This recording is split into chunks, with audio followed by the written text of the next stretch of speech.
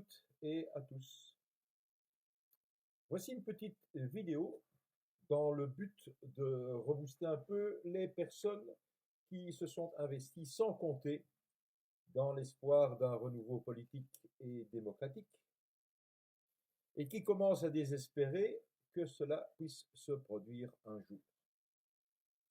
Les amis, tout est encore possible, mais il est vrai que le temps nous est compté. Alors, au diable les hésitations et allons droit au but.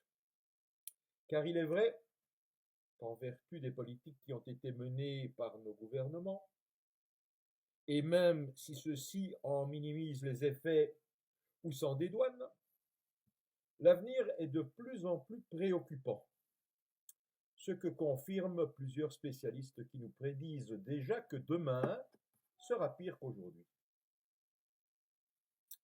Voilà de quoi alimenter le débat et susciter un regain d'intérêt pour les réformes à entreprendre.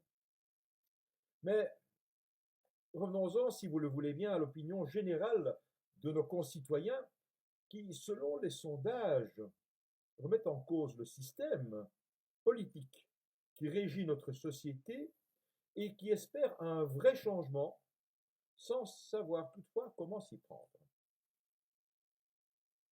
Au fait, où en est le grand Big Bang démocratique tant souhaité? Eh bien, du côté gouvernemental, après la consultation éclair du mois de mai, en réalité, pas grand-chose. En ce qui nous concerne, 18 mois se sont écoulés depuis notre proposition, qui vous était adressée via une pétition, d'interpeller le Parlement fédéral et de revendiquer haut et fort l'ouverture d'un grand débat national citoyen en même temps que l'organisation d'une assemblée citoyenne transitoire avec l'intention ferme d'engager une réforme sérieuse du système qui nous contraint à subir sans autre possibilité que le recours aux élections. À ce jour, cette initiative citoyenne, toute légitime qu'elle soit, a récolté un peu moins de 11 000 signatures. C'est très peu en regard du projet hors du commun et plein d'espoir qui vous était proposé, et qui vous est d'ailleurs toujours proposé, qui permettrait une période de transition entre les anciennes pratiques et le renouveau démocratique tant attendu de tous. Une page doit être tournée et il faut qu'elle le soit dans de bonnes conditions. Le moment est opportun car chacun de nous se rend compte que quelque chose est à faire sans savoir comment s'y prendre. Ce n'est pas la faute d'avoir alerté nos concitoyens sur l'importance de l'enjeu, car il ne s'agit ni plus ni moins que de rebattre les cartes et de repartir du bon pied sur de nouvelles bases vraiment démocratiques, au bénéfice de tous bien entendu et de chacun en particulier.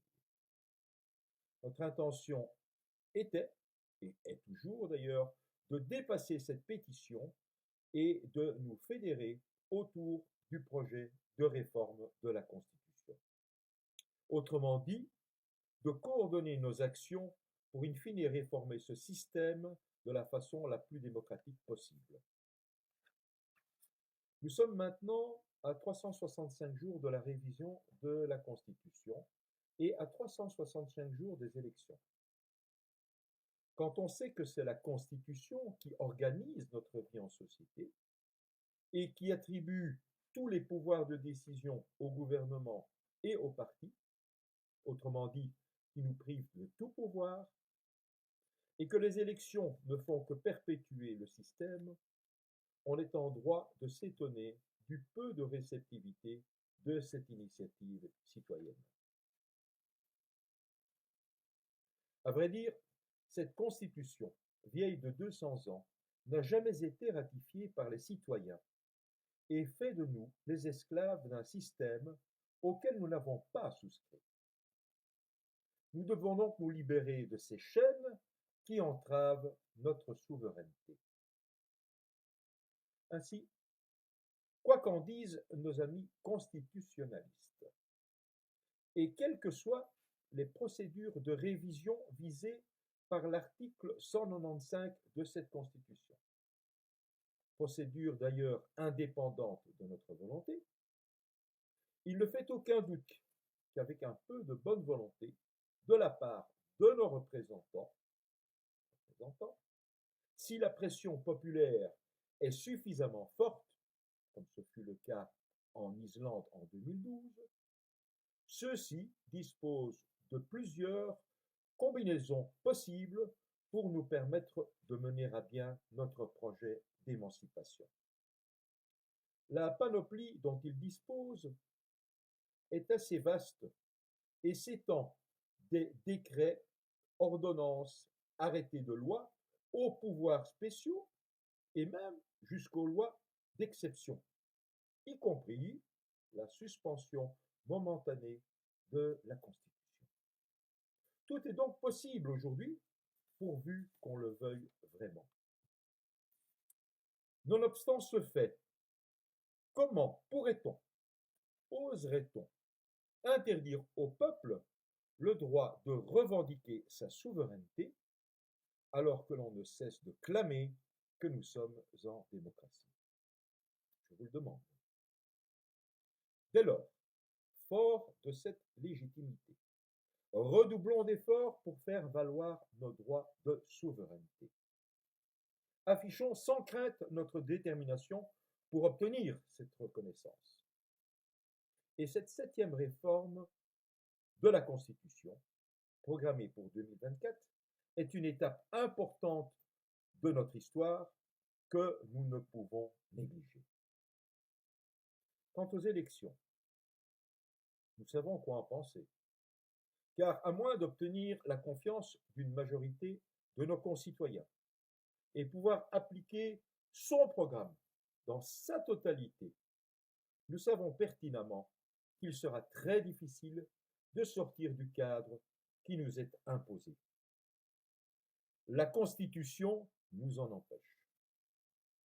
Cela ne signifie pas qu'il ne faut rien tenter, mais bien au contraire que nous devons unir nos forces pour imposer notre volonté.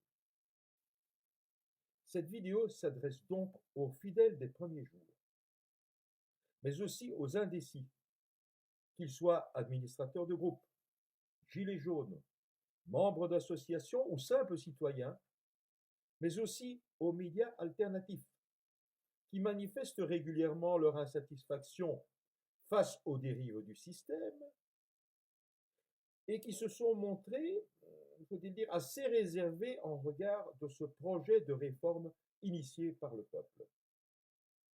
Et donc, à vous tous qui bataillez pour un monde meilleur, nous pensons que le moment est venu d'appuyer sur l'accélérateur et de redoubler d'efforts pour convaincre nos concitoyens à se déterminer. Ou on continue comme on l'a toujours fait, ou on met le projecteur sur la nécessaire réforme du système avant 2024. Fini les petites actions disparates et désordonnées sans aucune finalité. Un seul mot d'ordre, la réforme du système politique et démocratique visant à mettre le citoyen au centre du débat et qui passe obligatoirement par une réforme de notre Constitution, à savoir les articles 33, 42, 39 bis et 195 de cette Constitution qui nous privent de tout pouvoir. Une plateforme citoyenne vient de s'ouvrir dans le but d'unir nos efforts et d'organiser cette campagne de la dernière chance. Nous devons évaluer nos forces et définir ensemble une stratégie commune pour arriver à nos fins. Une répartition des tâches devra s'opérer selon nos besoins de communication, d'information et d'action. Si vous êtes partant, laissez-nous vos coordonnées afin que nous puissions vous recontacter et définir un calendrier d'action après les fêtes. Mes amis, voici donc notre adresse mail qui vous permettra de nous joindre. Il s'agit de renewbelgium en minuscule @hotmail.com. Mes amis, donnons vie à ce projet et faisons corps avec un cœur gros comme ça. Voilà, merci de votre attention et à très bientôt.